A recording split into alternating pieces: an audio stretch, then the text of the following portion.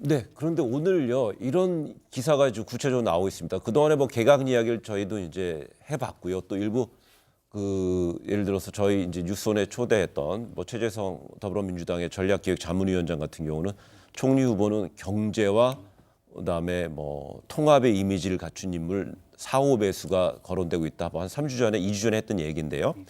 오늘 총리에는 김진표 민주당 의원, 그다음 법무부 장관에는 추미애 의원이 낙점됐다는 보도가 나오는데 이게 여권 인사, 복수의 여권 인사를 인용해서 나오고 있어요. 근데 오늘 뭐 국회 내에서는 이제 저런 식으로 본회의의 필리버스터 얘기도 나오고 있고요.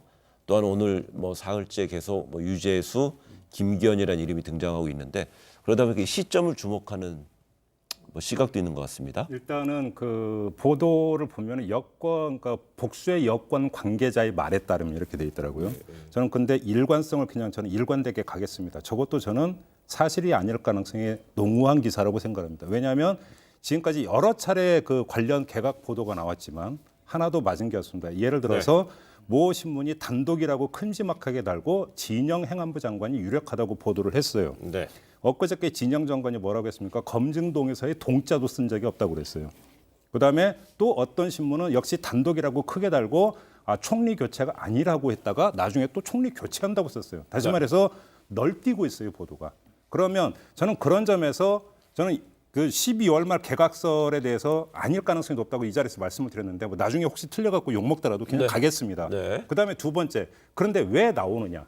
여기는 그러니까 의도적인 언론 플레이 가능성이 저는 있다고 봅니다. 그러면 여권 관계자라면 여권 관계자인데 여권 관계자의 갈래가 여러 가지가 있을 수 있습니다. 첫째, 입각을 희망하는 사람도 여권 관계자일 수 있고요. 당으로 돌아오고 싶은 사람도 여권 관계자일 수가 있어요. 그러면 이게 어떤 처지에서 그러니까 자기 이해에 따라서 언론 플레이가 됐을 가능성도 첫째 있고 두 번째, 지금 국면 전환을 위해서 다른 이슈를 띄우는 차원에 있어서의 언론 플레이일 수도 있어요. 그건 여러 가지 어떤 고전적인 분석이 가능한 부분인데 저는 그런 점에서 왜 이 시점에 나오는가는 추측은 얼마든지 할 수 있다. 다시 말해서 개각이라고 하는 상당히 관심이 아주 그러니까 사람들의 관심을 끌 수 있는 것이 다시 이슈를 띄워지는 이런 측면도 있는 게 아닌가 일단 이렇게 좀 볼 수 있을 것 같습니다. 그 부분적으로 동의하는 것은 그 저희 때 그 이제 총리 교체하던 과정을 되돌이켜 보면 마지막에 앞장에 있던 분들이 다 이런저런 사유로 낙마하거나 거절하거나 하고 뒷장에 있던 분이 되시더라고요.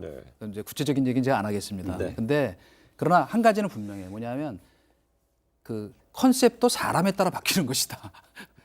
그렇잖아요. 이 사람을 대충 할 수밖에 없게 되면 거기에 맞춰서 컨셉을 만드는 것인데 그럼에도 불구하고 두 가지만은 분명하다. 둘 중에 하나일 수밖에 없다. 여러 가지 상황으로 보면 첫째, 자 경제냐? 왜냐?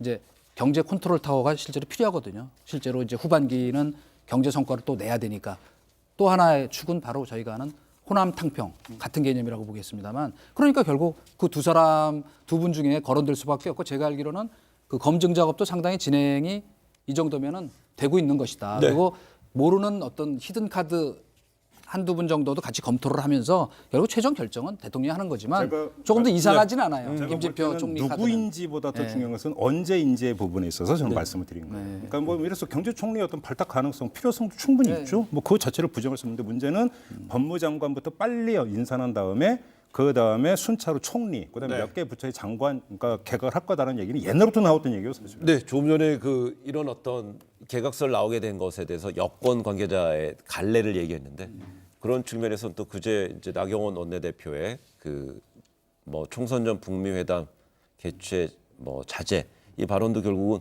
야권에서도 갈래 이 갈래 저 갈래서 돌출됐다고 보는 거죠. 비공개 의총장에서 했던 이야기가 흘러나와서 기사화됐던 것 아니겠습니까? 그러면 문 걸어 잠그고 했던 의총장에서 들었던 누군가가 기자한테 흘려줬으니까 기사화됐겠죠.